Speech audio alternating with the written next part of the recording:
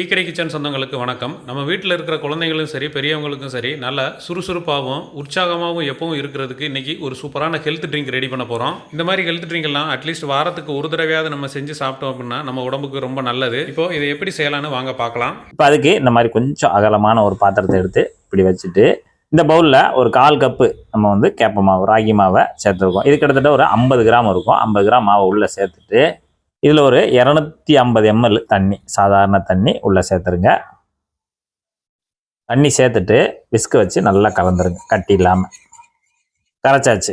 கரைச்சதை தனியாக ஒரு பவுலில் நம்ம வடிகட்டிடணும். நல்லா ஒரு நெருக்கமான ஜல்லடையில் வடிகட்டிடுங்க. இல்லைன்னா துணி இருந்தால் துணியில் கூட வடிகட்டிடுங்க. இப்போ நம்ம அப்படியேவும் அந்த கேப் மாவில் இருக்கக்கூடிய பால், இந்த பாலை நம்ம 1/4 லிட்டர் தண்ணி ஊற்றி நல்லா கரைச்சிட்டு அதை வடிகட்டியாச்சு. இந்த ஊரில் வடிகட்டிட்டோம்னா நமக்கு கொஞ்சம் நல்லா பாலாக கிடைக்கும். நல்லா இந்த மாதிரி சுத்தமாக வடிகட்டிட்டு இதை தனியாக எடுத்துடலாம். இப்போ அடுப்பை பற்ற வச்சுட்டு இந்த மாதிரி ஒரு சின்ன பாத்திரத்தை அடுப்பில் வச்சுட்டு அது சூடான உடனே இப்போ நம்ம இங்கே ஏற்கனவே இந்த ராகி மாவை வந்து நல்லா வடிகட்டி வச்சுருக்கோம்ல, அதை நம்ம இந்த இடத்துல உள்ளே சேர்த்துடணும். அப்படி உள்ளே சேர்த்துட்டு கலந்து கொடுத்துக்கிட்டே இருங்க. இப்போ நமக்கு மீடியமான ஹீட்டில் ஒரு 4-5 நிமிஷம் நல்லா கலந்து கொடுத்து இது கொஞ்சம் கெட்டிப்பட்டு வரட்டும். அது வரைக்கும் நம்ம விடாமல் கலந்து கொடுத்துட்டே இருக்கணும். இல்லைன்னா அடியில் நமக்கு கெட்டியாயிரும். நமக்கு நல்லா கெட்டியாகி வந்துருச்சு. கெட்டியாகி வந்த உடனே இப்போ மறுபடியும் நமக்கு ஒரு 2 நிமிஷம் மட்டும் நல்லா வெந்து வரட்டும். ஆக மொத்தத்தில் நமக்கு ஒரு 4 நிமிஷம் 5 நிமிஷமாவது நமக்கு நல்லா வெந்து வரும். கலந்து கொடுத்துக்கிட்டே இருங்க. இப்போ நம்ம ராகி பால் நல்லா வெந்து இந்த அளவுக்கு நல்லா திக்காக நல்லா இந்த அளவுக்கு வந்துடணும். இந்த மாதிரி வந்த உடனே நம்ம ஸ்டவ் ஆஃப் பண்ணிவிட்டு இது நல்லா கொஞ்சம் ஆறி வரட்டும்.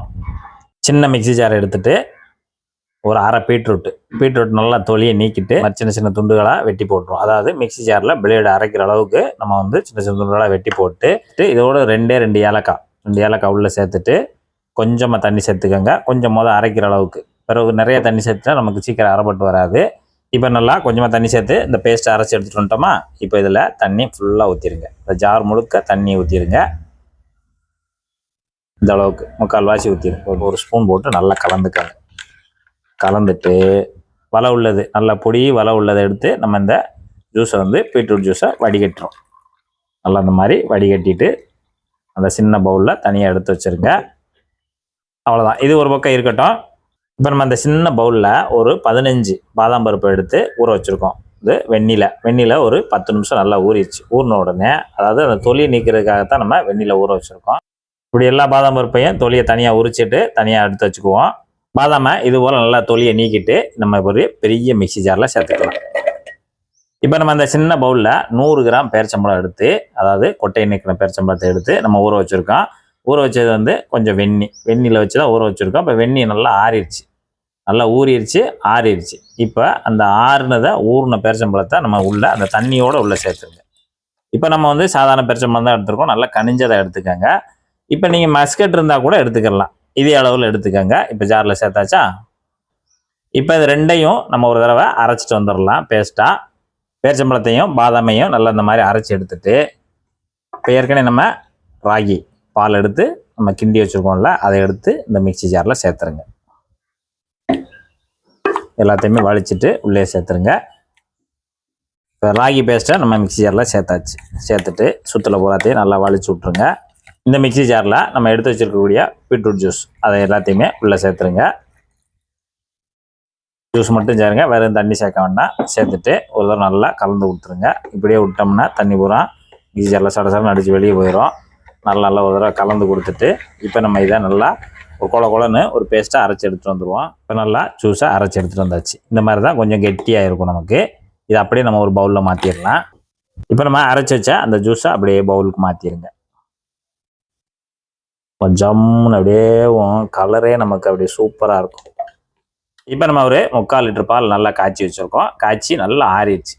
நல்லா காய்ச்சி ஆறின பாலை நம்ம இதில் வந்து சேர்க்குறோம். காய்ச்சி ஆற வச்சுருக்க பாலை நம்ம ஒரு ஜல்லடையில் வடிகட்டிட்டு சேர்த்துக்கலாம்.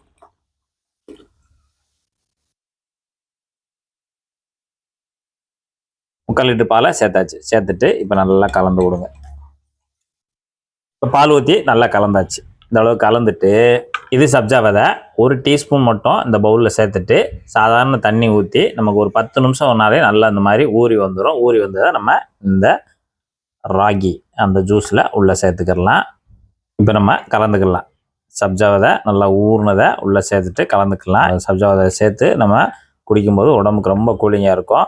இப்போ நம்ம ரெடி பண்ணதை ஒரு மணி நேரம் ஃப்ரிட்ஜில் வச்சு நல்லா கூல் பண்ணிவிட்டு அதுக்கப்புறம் இதை குடிக்கலாம். சூப்பராக இருக்கும்.